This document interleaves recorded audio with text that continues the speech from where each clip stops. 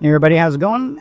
Today we're going to be talking about a couple of updates that's happened during the course of the month, because July is pretty much almost over, and quite a lot has happened. We've actually seen the deaths of two very huge pop culture icons, the one Ozzy Osbourne and Hollywood Hulk Hogan, which is actually very, very shocking and sad because as a kid, I used to grow up watching Hulk Hogan on the WWE, and I love a lot of Ozzy Osbourne's music.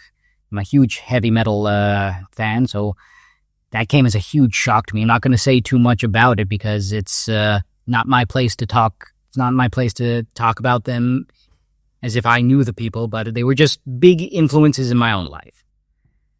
But just a couple of updates that we've recently had. First of all, we've seen images of the first new series about Avatar: The Last Airbender, or in this case, probably the Avatar: The Seven Havens. That's what it's called. From the first images, it actually looks pretty interesting. When I was reading about it initially, I was kind of worried because, given the fact that we're now in woke world and everything has to either be super inclusive and really touch upon major political discourse or political issues. When I first saw this image, I was actually quite pleasantly surprised. I mean, the story is a bit controversial, but I think it's actually would work in its favor because from what I've read, the premise is that the world is now in a post-apocalyptic state because of Avatar Korra. So that could be a very interesting thing. And Avatar is now seen as a disaster rather than a force for good because for some reason people are saying that Avatar Korra caused a disaster which broke the world. So now we could be seeing like maybe there's a reason. Maybe she couldn't handle being the new avatar of a new generation, the first avatar of a new generation, that sort of thing. So that could be really interesting. What did get me worried was that they did mention in the very first article I read that this current avatar was going to be disabled. I'm going like, what? Why? And okay, obviously nothing against disabled people, blah, blah, blah, blah, blah. But I'm going like,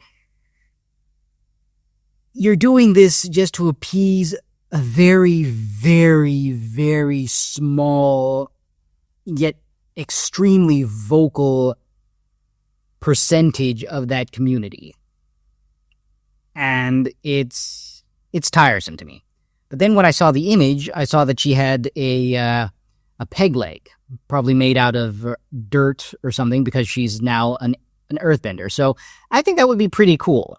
I mean, it's not obviously probably caused by the disaster, so this could actually work well in its favor. I am somewhat disappointed that we didn't get a male lead this time. Yeah, I'm okay, fine. Call me sexist, blah. I hate women. What Man. Whatever. No, I just think sometimes I thought it would have been like, okay, we had Avatar Aang, guy, Avatar Korra, girl. Maybe now we would do a little sort of like, what do you call it? This, then that sort of thing. But that's just me. So I'm cautiously optimistic about the new Avatar series. Hopefully we'll get more information. And, oh yeah, the new trailer for Five Nights at Freddy 2 dropped from Blumhouse. I enjoyed the first movie. It was fun. Well, fun for a horror movie. It was interesting. I mean, yeah, there were some parts that I kind of was going like, the ghost children thing didn't exactly fit in. But, I've tried to kind of dive deep into the Five Nights at Freddy lore when it came to why the animatronics go around. Are they really the ghosts of children or just malfunctioning animatronics? So this could be a very interesting continuation of the story. So I enjoyed the first one. It was jump scary, so that's what it's supposed to be. So also cautiously optimistic. We also got the first trailer for Mortal Kombat 2. And I had to say, when I saw the very first movie, it had the blood and gore, which is what Mortal Kombat should be. And I never thought that we'd actually have a good Mortal Kombat movie because of political correctness. You're not allowed to show that much amount of blood. You have to can't show that much violence. Everybody's a snowflake, and nobody can handle cool stuff. But this one was pretty cool, and I think Karl Urban as Johnny Cage is a good choice. What does concern me is that they are still hell-bent on that useless character who's the descendant of Scorpion. I didn't think I had no connection to it. Not connection. I could not see him as a Mortal Kombat character. If he was truly supposed to be the descendant of Scorpion, why not just make him the new Scorpion? Like, let's say he takes on the mantle of Scorpion. Why does he have to get a new power? Why does he have to just be his own character? He's not in the games. He's not going to be introduced in the games. It's weird to me. It's weird. So maybe he'll take a back seat. Kind of hoping he does. Nothing against the actor. I do not blame actors. They're doing their job. I blame the writers. Please, let's get that clear. Okay? Also, something which I thought was really cool was the new trailers for the Critical Role series, animated series, Mighty Nine and Vox Machina. I love these series because, well, it's the first time in a long time that we've actually had an adult-orientated series that wasn't a stupid comedy. I mean, granted, we have South Park, we have Family Guy, The Simpsons. Every time there's an animated series that's geared towards adults or younger or older audiences, it's always automatically a comedy. It's badly animated on purpose. It's dealing with political issues. I'm close to my 40s. God, I'm old. And I love animation, and I'm kind of sick and tired of seeing like action cartoons always being geared towards younger audiences. I get it. They need to sell toys. That's their bread and butter. It's the He-Man formula. You make a cartoon that advertises the toys sell well, you make more cartoons, rinse and repeat. I always just secretly hoped for an action-orientated cartoon meant for grown-ups. You could actually see blood and violence. It would actually be badass and cool. And that's why I was so happy when I saw the 5th season of Samurai Jack on the HBO Max. That was so cool. And it was really smartly done because it was not just a continuation of the series. It grew up with its audience. The audience then knew, the guy knew, Genji Tartakovsky knew his audience was older now. They don't want to see the same old stuff, but they want to see it more extreme because they're older now. They can take it. So I'm very excited about these cartoons because I'm a big D&D fan. I love how the voice actors just played off each other. I love that energy. I love that improvisation. And also, I love the animation style. Studio Mir, in my opinion, they can do no wrong when it comes to character design. They are the top of their game. Also, the new episode of South Park Season 27 just dropped. I've always loved South Park, though sadly, to me, sometimes I feel like their current seasons kind of get a bit too political, too satirical. I get it, that's South Park. They're supposed to bring a mirror up to society and say, look at what you were doing is just ludicrous. I mean, I get it, and to be honest, they've been on point with a lot of stuff. And if you look back to it, they kind of predicted a lot of stuff that's actually happening now, which is quite baffling to me.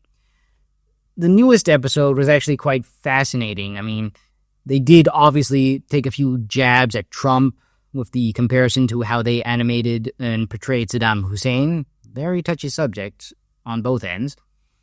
So, and also it kind of made fun of how Stephen Colbert got canceled because he was saying a bunch of stuff.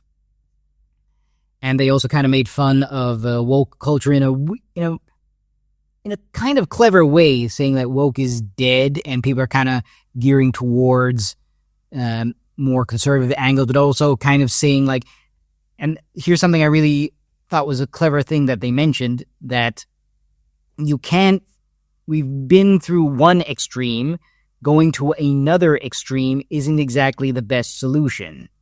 So it kind of shows that we as a society need to find a way to stick to our political beliefs without going over the edge. Because we've seen that a lot lately. I've seen that a lot lately. Like, I don't know when it was, but people were way too far right to the point where it became super radicalized. And then nowadays we're seeing people going way too far left, where that's also being radicalized.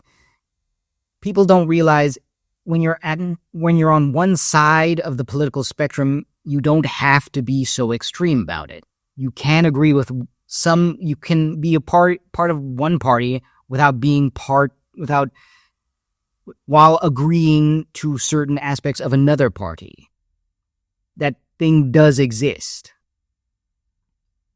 So, I'm getting way too opinionated about these updates, which is not the point.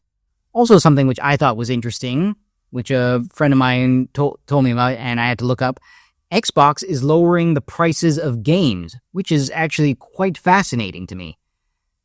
If anything, I thought they would have actually gone in the opposite direction and actually increased their prices. But now it's from $80 down to $70, which is not a lot, mind you, but it is quite a significant